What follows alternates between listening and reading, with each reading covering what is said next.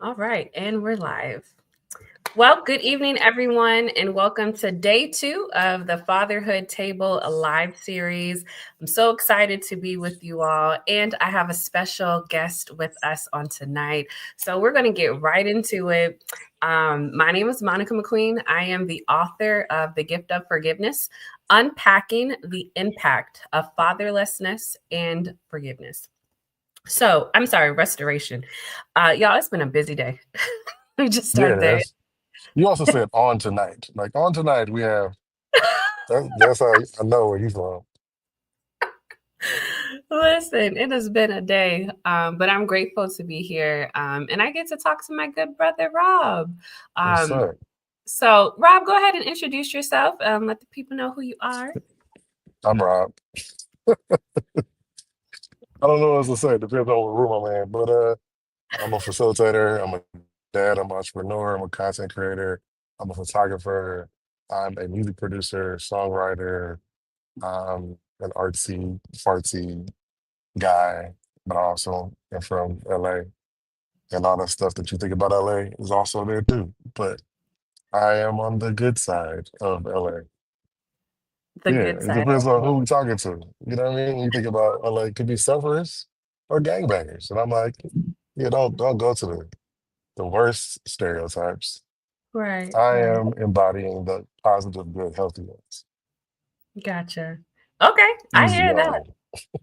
I, I love that. Just before we get into, I just want to let everyone know. So I met Rob. I had the honor and privilege of meeting this phenomenal person in person last year at the Commas weekend agency by our good brother Adrian Davis. Shout out to you, Hmm. Adrian. I have known about Rob just through social media, and he is Mr. 365. He always has these great Every day. he has these great questions to spark conversations with people. But it was a privilege to meet him in person last year, and since then we've just been this my big brother. So I'm honored to even know him and just to see how God is moving in his life. No, it's an So honor to know you too. aw, thanks. So we're going to jump right into it. So, like I said, this is the Fatherhood Table live series, and as we are approaching Father's Day, I wanted to have conversations with the different men that I know who are fathers and just kind of have the dialogue about fatherhood. So Rob, if you wouldn't mind, if you could share, what was your relationship like with your father? Oh yeah. So I think we had an interesting relationship is how I would describe it. My pops was born in 1925. Uh, he was a World War II vet. He was a former police officer in New York. He uh, jokingly admits that he never wanted to be a dad. He never wanted kids. And as I got to understand and have compassion for his story, I understood like where he was coming from with that. But he was a present dad. Him and my mom were married the entire time. Um, he was my guy.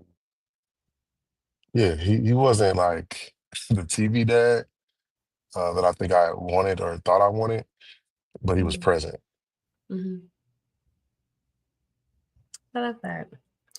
Um, do you have a favorite memory of your dad or something that you all shared together? I mean, as a kid, there was like some really cool things. Like he taught me how to hunt, he taught me how to fight, and he taught me how to make things.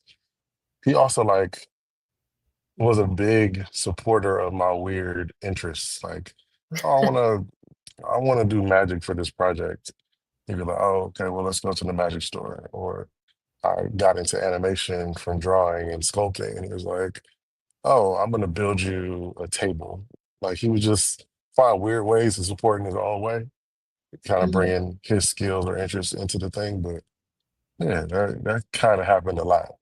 He made a shield. One time I wanted a He-Man shield, and he was mhm. like, man, let me get this plexiglass and cut this glass and put a little cabinet handle on that thing and a rope, Mhm. and now you got a real shield. And I was like, this shield is 20 pounds, but thanks. That is cool. Mhm. No, I love that. Okay, so for those who may not know, Rob and I shared something very similar. We both lost our fathers in the year of 2020. Hmm. My father passed away in April of 2020, and Rob, your father passed away in December, correct? Yep, Christmas. Yep, Chris, wow, yeah. yep. Um, just to pivot just a little bit, what was that process like for you when it came to grieving your father and you having a great relationship with him? What was that process like for you? Yeah, I mean, grief is not linear. It doesn't make sense. One day you're good, one day you're not. Mhm, Um, it also was COVID times, so you couldn't really see him on the way out. As things were declining and getting worse, there wasn't a lot of quality time or even phone time mhm, because of the way he was uh, not progressing and because of the rules. So that was tough on like creating a regret or like, man, am I doing enough? Or, feeling empathy or compassion for how someone is going through their final moments. right. Um, I think what helped me get through my grief process is actually part of the trauma of having a older father. Like I was born in 1980, he was born in 1925. So my fear of being an orphan, my fear of losing my parents, specifically my father, at a young age, kind of conditioned me to accept loss early. Mhm, mhm. Um, he passed away at 95 years old. So it's like, I felt like Um, I got extra time, you know, yeah. uh, and it kind of taught me to take every day for what it is and not take time for granted because y'all got to go. It's just like, Mhm. what are you trying to accomplish? Who are you trying to be? And what's important to you? So, like the reframing and the appreciation of what I did get and not focusing on what I didn't get or what I wish I could have done better or wish he had done better or just focus on what I got. I love that. Yeah, same for me. Yeah. My again, COVID. No one could prepare us for that. Literally. And yeah, grief does not make any sense. It definitely, I tell people it comes in waves. And to your point, it's like one day you're good, and then another minute you are toe up on the floor somewhere. Yeah. Literally as if it just happened. Hmm. Um, but how do you find ways to honor him? Maybe it's eating his favorite meal or watching one of his favorite movies or things that you do now in your everyday life, or even when it comes to your kids, to keep his legacy going. Yeah. Well, I have his name, so I get to uh, Mhm. fulfill legacy in a different way. I'm the third. He was the second. He was the junior. My son is the fourth. Mhm. Um, and no, I don't like. I'm not really into momentums or, mementos or like ceremony type stuff. That's not Mhm. really how I get down in my real life. So that's not what I do. But learning, so I look at it like an iPhone. That kind of how Okay. I talk about it with my friends. If you think about like in 2007, the first iPhone, it was cool. It was innovative. It was groundbreaking. But then there have been other models afterwards that are supposed to improve upon something or add something. So what I'm trying to be mindful of is to honor what he started with his life and take the baton a little farther and to heal some things that he didn't get a chance to heal, to learn some things that he didn't get a chance to learn, to accomplish some things that he didn't even get a chance to even dream about. So that's the best way that I can honor my father. I love that. Yeah, same. My brother and I, we added to it. So we honor him on his birthday, Father's Day, um, the day that he passed. And we will either eat something that was his favorite meal, or we'll watch something that he enjoyed. Maybe it was a particular genre.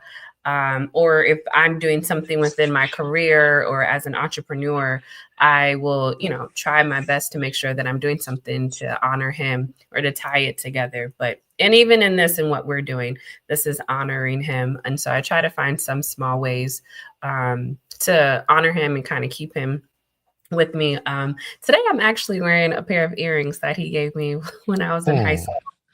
That's Um, beautiful. I thought of that. So it's the little things. Um, but okay, so you mentioned that you are a dad. Mhm. What has been your journey in fatherhood? Are there any takeaways, any regrets? What does it mean to you to be a father? Were you Yeah. scared when you found out you Yes were to all having those your things. I mean, I tell my kids all the time that being their dad is one of my favorite jobs that I get to do. child? Um, that I look forward to being a dad. I always love working with and mentoring and teaching and doing camps and retreats with kids, students, youth, and young adults.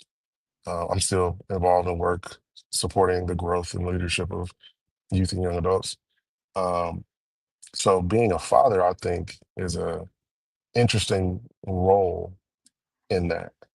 I think when people think about having kids, it's like this is your kid, and it is your kid, but I look at it more from a lens of stewardship than it is from a lens of ownership. Like Mhm, I can't control myself, let alone a kid, but I can teach, I can inspire, I can hold accountable, I can guide. Um, it's my job to provide for. It's my job to teach. It's my job to show up for. Um, a lot of the lessons and the core values come from household. And right, for my son, I'm the primary parent. Like I've been the primary parent for over half of his life. So providing for, protecting, you know, making the decisions that hopefully lead to success has been on my shoulders without much support. But yeah, it's like, I think my job is just to be my best self and for him to learn from what I'm doing by watching, but also my words, mhm, my guidelines, my rules, mhm. my expectations. I love that. Um, I love how you said that you all you can do is be the example and to teach and to hope that your son and your children would follow in line. And to your point, you can't control them. You can't make them do anything that they don't want to do, but just doing your best as an example. And I think that's important for anyone, but particularly fathers, when it comes to it's not necessarily to have that added pressure for them to be just like you, but you want them to be better than you. You want Yeah, them to for sure. not only have better opportunities, but to be better. It's the next generation. To your point, like your son, you're carrying on the legacy in the name of your dad. And same thing with your son. So I think that that's beautiful. Um, so, do you have any regrets in your journey of fatherhood? I try not to live with regrets. Honestly, like when I hear the word regret, my initial reaction is like, I think it kind of goes to the example. Like, as much as I want to be a perfect, shining example of intelligence and wise decisions and successes and health and wellness, and some of the best examples is after a fall, after a mistake. And I've learned that from being a father to my son more than anything in the world. Like, my real example of decisions I made and how things went is a great way for him to learn and make a decision about what he should do or not do, Mhm. how he wants to show up, what he wants, what he dreams of. And that's the thing. Like I'm gonna be myself. I'm trying to get it right, but you're gonna be here. You're gonna see the consequences of those decisions. You're gonna see me make decisions. You're gonna see how things go well or not. And he gets to be there for that. I love that. Okay, so what advice would you give to let's start with this category, a new father. They're expecting their first child. What advice would you give to them? Hmm. I think seasons come to mind when I think about fatherhood in that question. When you're expecting a child, there's a season in your life that you're in because everything's about to change. Mhm, Uh, and nothing is really in your control. All you can do is prepare as well as you can. But You're not gonna know everything. You're not gonna have everything ready. You're not gonna be uh, clear on what to do or what not to do, and what to say and what not to say, how to support the kid or the mom or the family, and how much sleep do you need? How many diaper bags do you like?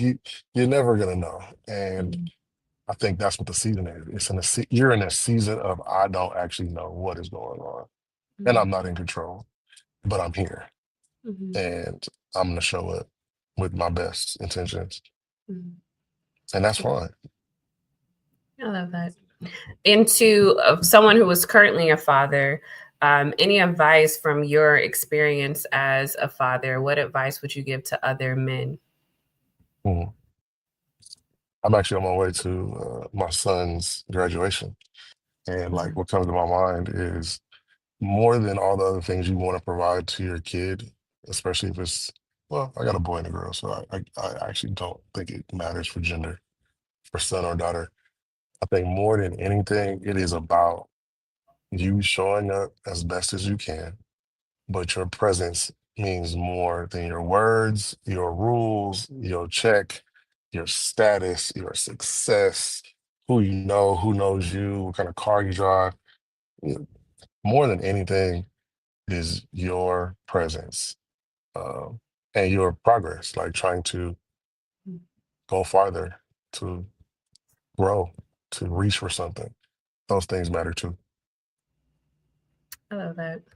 Yeah, and Mercedes says that's good right there, Rob. Thank you. Thanks for being in here, sis. I agree. Presence is it weighs more, it has more of an impact than it does you providing a check or you whatever your social status is. You know, for your child to say, "Oh, well, my dad is so and so." It's like when as an adult, I'm sure you can relate to this. When we look back over our lives, the one thing that we're going to say is or remember is, "Oh, he was there or she was there," as far as from a mom is concerned, and us being Mhm. involved in things or what our interests were, just having that perspective of my presence means the world. Like I could have all the fancy things, toys, whatever, but just knowing that I had my own personal relationship and they were there, they took the time out to call me, let's have conversations. I Mhm. think that definitely makes the difference. And I love the movement of, you know, where it's like hashtag fathers matter or Black Oh, for fathers matter, sure. because they really do matter. And so, from your perspective, why would you agree with the statement of or the hashtag fathers matter? Yeah, I mean, I jokingly say it all the time. Like, there's a there's a power in the presence of a father.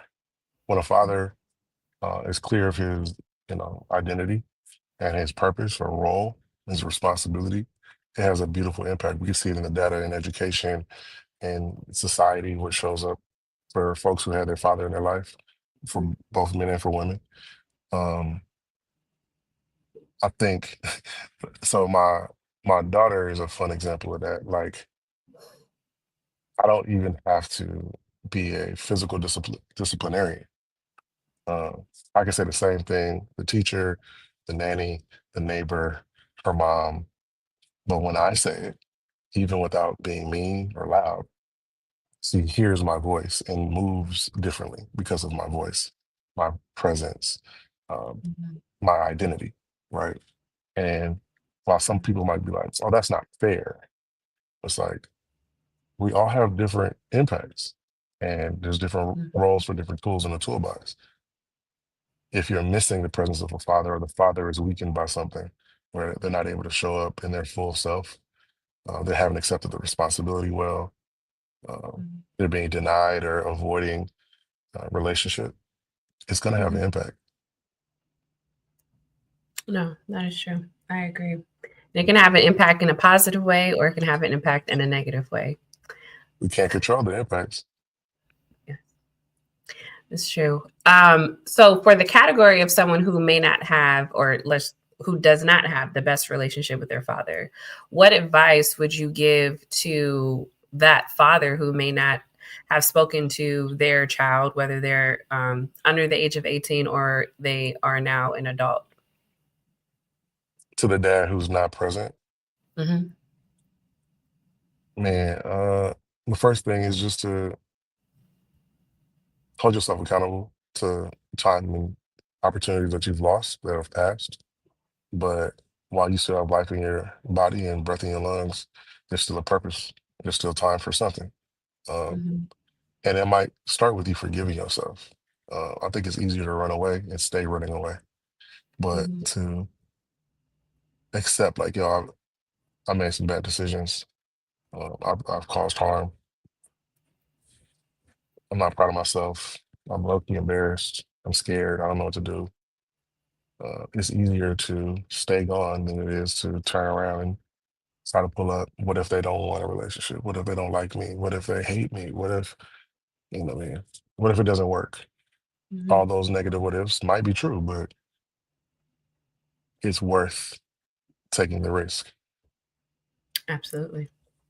Literally, absolutely. People ask me a lot, um, what was the main reason why I made the decision at 19 to forgive my father?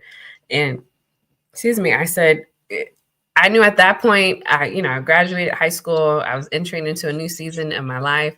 And I said, I'm going to give this one last shot.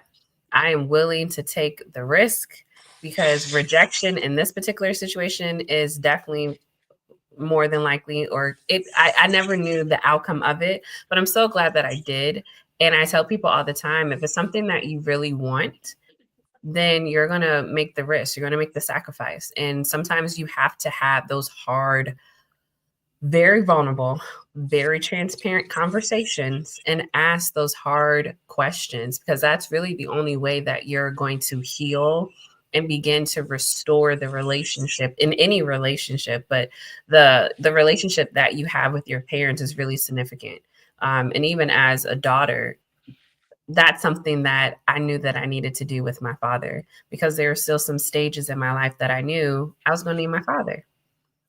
Um, but I appreciate it because now on the other side, I could say I had an amazing 13 years with my father versus the first 19 years of my life. Hmm.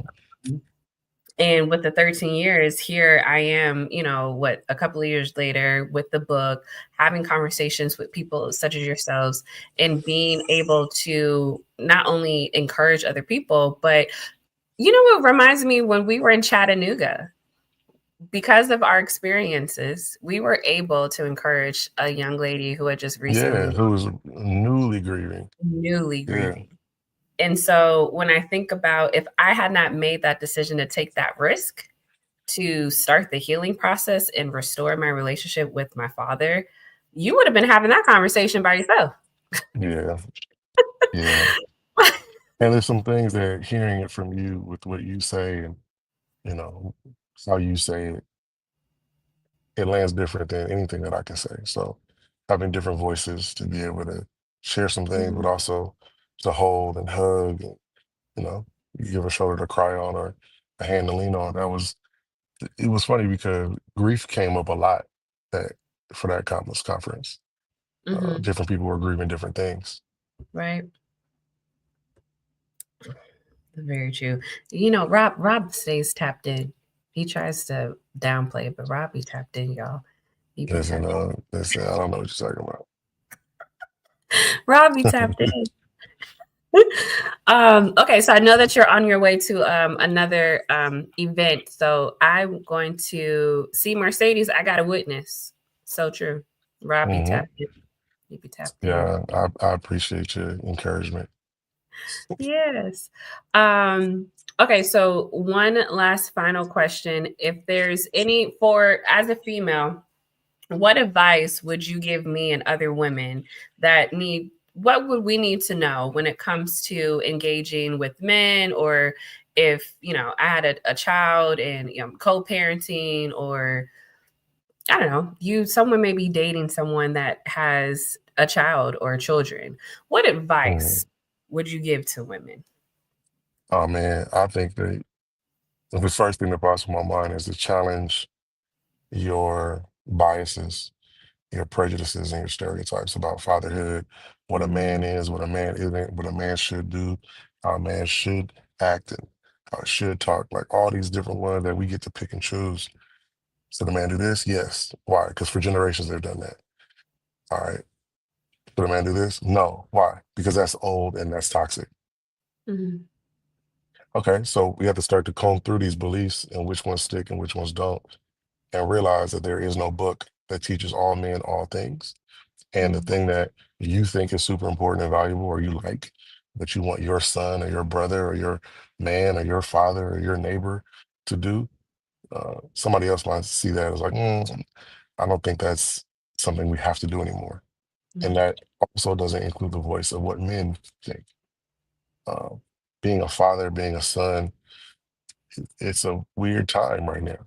Like the the expectations and the rules are shifting all over the place. So Mhm. while we're having discussions as men and we're trying to figure it out, it's super hurtful and harmful if women who are in relationships haven't done that work. So what do I think? How am I contributing something that might be helpful or helpful? Rob, I might be losing you. Did you just go into a garage? Oh no, yes. Okay, I can hear you now. I can hear you now. Yeah. I said basically for for You sound like a robot now.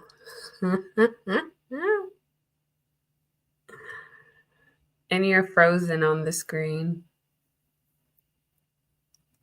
Bring them back, Lord. Bring them back. Bring them back. Yes, we bind you, devil. Rob, are you there? yeah,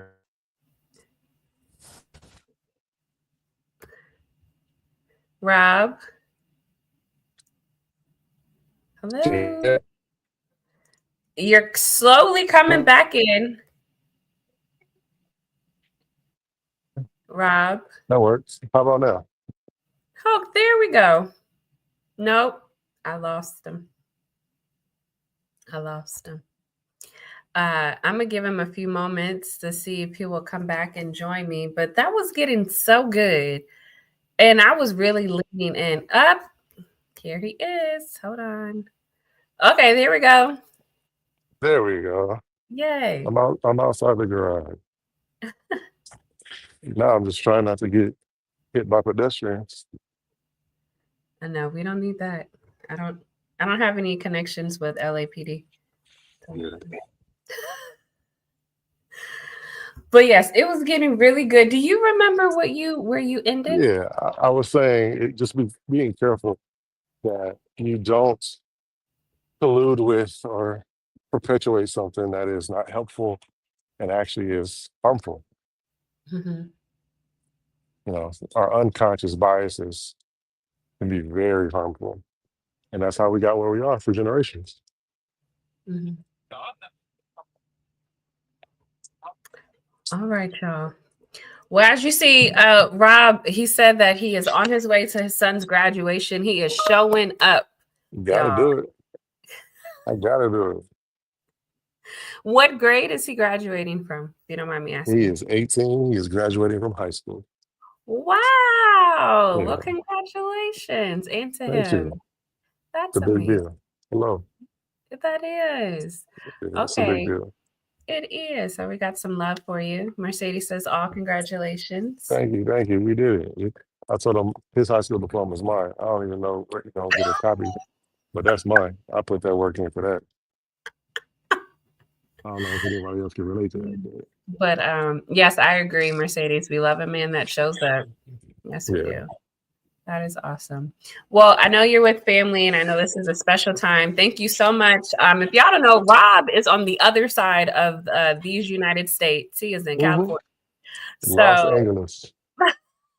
so I appreciate you taking the time to speak with me, and It's all especially good. before this amazing celebration. Before you go, let the people know how they can connect with you and support you. Um, Come to Los Angeles, where they say it's a war zone. It's not. As you can see, I didn't see no sirens. I didn't have to go through no metal detectors yet. Ain't nobody got no guns pointing at me or tanks pointing at me. They're gonna make it seem like all of Los Angeles is under siege when it's really like 3 blocks downtown. But pull up in LA, like we do events out here, especially for men. Uh, we walk into stuff for families and community that includes women and children and elders. You can find me on social media at Mr. Howard365. I post something every day. I'm literally, while I'm going to be in the audience, uh, posting a skit or probably a gratitude or a question for the day for the next like 2 or 3 hours. But yeah, yeah. How you Yeah. doing? Jasmine says, congratulations to you and your son. Wow, thank you. We take that. Yes. Yeah, she just had her son just graduate from high school as well. So you guys are in the same boat there. Oh, I know how it feels. A 2025 high school graduate, I know what that means. People might not even remember. Like that means your kid at some point in middle school was dealing with like COVID school, like online school. Um, you got social media. You got all kind of stuff is going on with these kids. So much different than when I graduated. I graduated in 06. Come on, it's not the same. It's If you haven't thought about it, you think about it like, man, what does that mean? right. They make us feel like we're in the like 40s and 50s, like we ancient. I'm like, wait a minute. Like, You're not no. ancient, but you are definitely an older model. Very true. Yeah, Jasmine, she knows. Um, Hmm.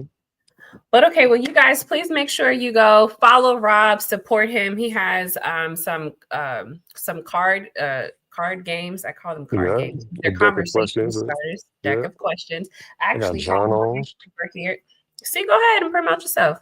Yeah, I got journals. I got merch, um, shirts and hats, and all kind of stuff. There's digital download for specific decks, like certain topics that people might want to talk about that I Mhm. curated questions for. Yeah, Awesome. So yeah, y'all go support my brother. And thank you all so much for tuning in. If you're watching the replay, thank you so much for your support. Add your comments, share this conversation with other people. Let's continue to have the conversation about fatherhoods because well, fathers matter. Point blank, period. They matter. come So on. thank you, Rob. Appreciate you. No, thank you. I love what you're doing. You didn't have to Oh, do what you're doing, but I love it, man. Keep going. thank you. Thank you so much. Yeah, You got some love in the comments. I need to get a hoodie because these Mercedes I and took it Jasmine, off. I took it they off. I was like, hold on, man. I'm about to do this different. But the hoodies are coming back this week. It's been a minute.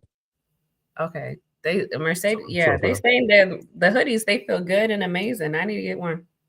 yeah, no, they are. They'll come back up. I'll post a video. Okay, please. Even though I'm in hot Atlanta, I don't really need a hoodie, but When it's you get still on the too. airplane or you're in the AC or, you know what I'm saying, when the weather shifts, y'all be This is having rain. You get a little chilly sometimes. You got the AC on high. this is true. This is true. Well, Yeah, okay, y'all. We're gone. Thank you so much. Enjoy the rest of your evening. Rob, again, congratulations to your son and to thank you, you. since you said it's your diploma. Um, Yeah, but enjoy the rest of your evening with your family. for sure. Thank you. All right. You're welcome. Bye, guys. Bye.